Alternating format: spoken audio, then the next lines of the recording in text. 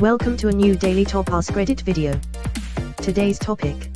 What is a situation you have almost no sympathy with? I work a lot with families from diverse socio-economic backgrounds. I try to show and embody as much empathy as I can.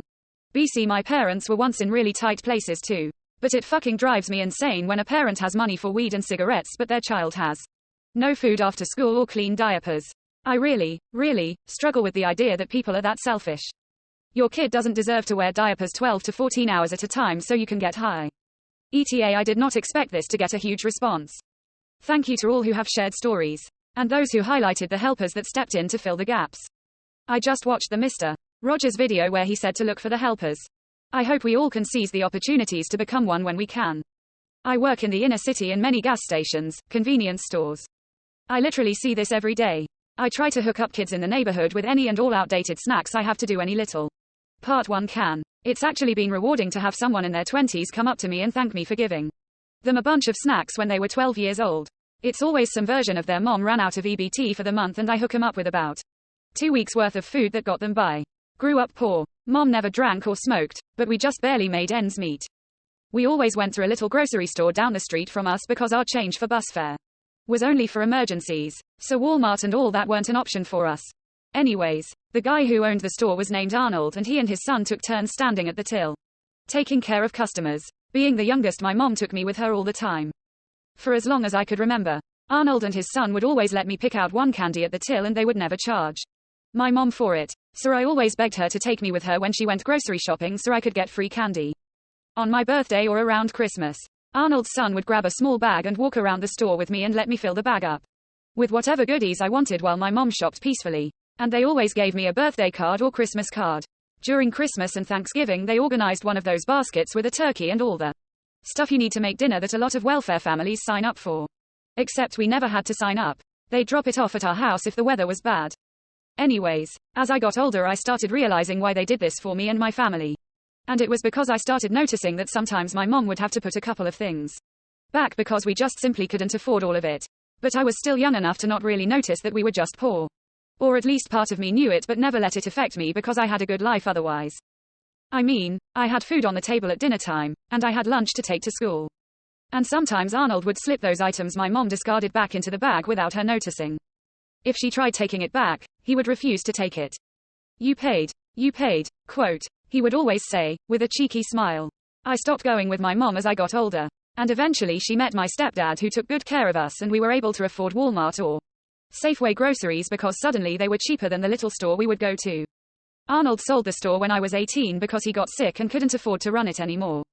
When my mom found out it was closing down, she ran there to buy a couple things and thank them for everything they did for us. They didn't have to do what they did, but they kept my little family afloat when we were sinking.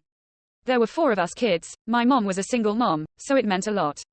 All this is to say, thanks for looking out for the kids you see that grew up like I did. I mean it when I say it's something we will never forget. You're the person kids like me would run to if we didn't feel safe. Whether that be at home or in general. Had a friend whose boyfriend cheated on her like 5 times in 2 years. Always calling me at 3 a.m. crying, calling him names, and saying she is dumping him. She ended up marrying him and the first phone call I got I hung up. You married the fool, you deal with it and quit waking me up. Whose boyfriend cheated on her like 5 times in 2 years. I think you mean whose boyfriend got caught cheating on her like 5 times. FTFY. I actually think people like this get addicted to the drama. When their life is calm and not constantly going fucking insane. They have too much time to think, focus, whatever and feel the urge to go create more drama. My mom is a drama whore and as soon as things are going well she fucks something up that is fully within her control. I think so too. If you are in a calm drama-free place in your life there's a lot of time for introspection.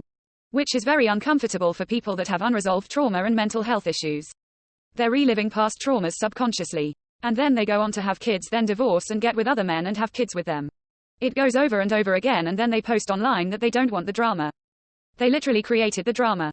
Lemfow, why is this so realistic? A girl I knew from high school burglarized a house for drug money. Got caught. And was sentenced to pay restitution at a low amount over the course of several years. One day she started posting on Facebook begging people for money or she would go to jail. Saying the judge had decided to make her pay the rest of the amount in full right then. When I checked the court documents, it turned out she had been telling the court she couldn't afford the payments. And when her victim checked on Miss Burglar's social media, She was posting about getting her hair and nails done and a short cruise she had recently taken.